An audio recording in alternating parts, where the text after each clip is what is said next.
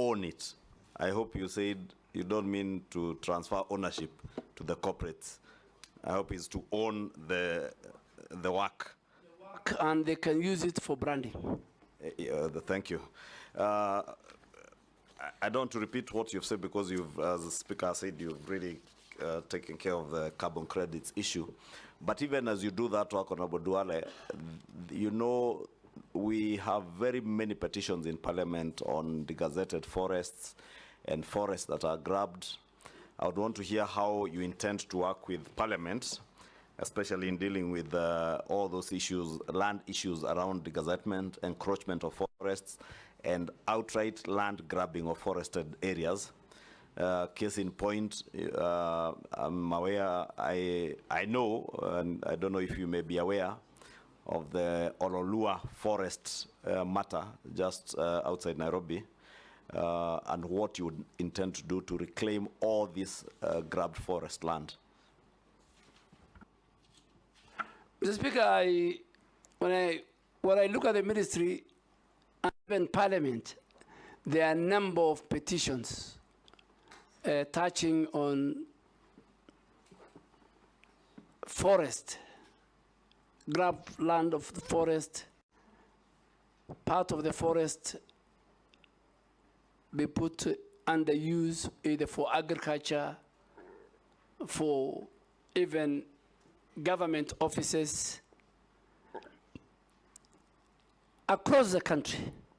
And the history of forest being grabbed, being encroached, is as old as the Republic of Kenya. In my entire life in Parliament, from the Mao forest, when the Honorable late Michuki was the Minister for Environment, it's a recurring thing. And what I want to intend, if this House approves me, Mr. Speaker, is first to consolidate all those petitions. Some are genuine, some are out of fraud. Generally deliver a cabinet memo, and the cabinet, the highest decision-making organ of our country, can make a decision on this matter. All the petitions, the ones dealt with the Parliament, the ones which have not been dealt. Coming specifically to Ololua, Mr. Speaker, I want to categorically, without fear of contradiction, say that if this House approves me, in the first 30 days, working with the Minister for Lands and other government agencies, a number of titles, including and belonging to big people in government, some of them members of Parliament, will be revoked. I will revoke those, and I am ready to bear the consequences, particularly for the one on Ololua. I have been briefed, I have listened to experts, and I have seen it's deliberate. In the last 2 years, there are people who got illegal title deeds, and I think it will be the first place I will visit, and also with the Committee on Environment, and I hope the chair is a member of this committee, my chair. We will visit, and please, Mr. Speaker, some of your members might be casualties. No problem. If you do what is right, we will support you. Yes. Mr. Speaker, is that to say the CS nominee actually knows the grabbers of Ololua Forest? Because he has claimed they are senior government officers, including members of Parliament. I hope he's not referring to me since I asked the question. Mr. Speaker, I am the nominee for the Minister of Environment, Climate Change, and Forestry. So if this House approves me, forestry will be my business. Grabbers of forest land will be my business. Whoever they are, whatever their status is in society. Mr. Speaker, if I just to say it, and I think for record, let me say it. With the last 2 years when I was at the Ministry of Defense, and I had the privilege to serve as a member of the National Security Council, and you served as a member of Security Council when you're Minister of Foreign Affairs.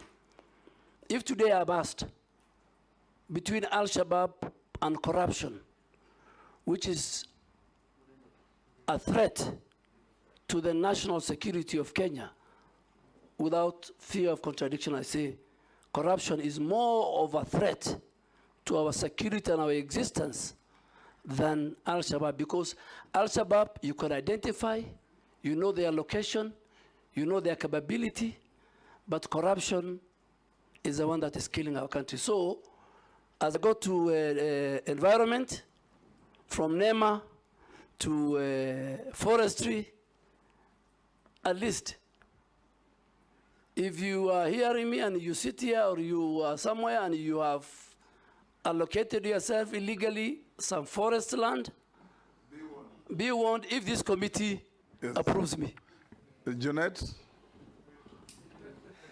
Thank you, Mr. Speaker. Mr. Speaker, I have two questions for the nominee. One is, first, it is one of which is on him, one of the nominees that have come here, Mr. Speaker, and he said, if you approve me, I am carrying an axe on with my hand. I'm going to deal with people. This is very good because many people fear to give you a position. But having said that, Mr. Speaker, what do you think? One issue. What does he think is one issue, environmental issue of high consequence that the country should focus on? That you think, as a country, we should focus on this one environmental issue.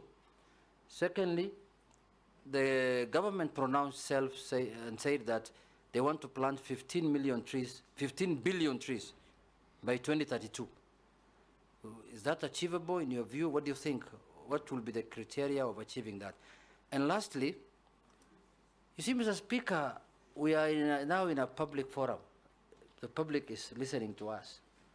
And the nominee, whom I know very well, who was our majority leader for many years, whom we found in Parliament, is somebody who does not mince his words, somebody who speaks his mind. He said that there are people who have grabbed land, especially the Lua forest, and they are public people. There are some of them in high government offices and others even in Parliament. Could he share with us who those people could be, so that we also know that maybe where we are sleeping is maybe not a forest? Maybe some of us are living inside a forest, Mr. Speaker, so we can start packing before he's approved. Mr. Speaker, Honorable Junet'S has asked me 3 questions. The first question was, what is this one thing that is serious and a threat to our environment? Mr. Speaker, as I said earlier, environment, the place of environment is in our preamble of the Constitution. Environment has been cited in Article 42 of the Constitution, that every Kenyan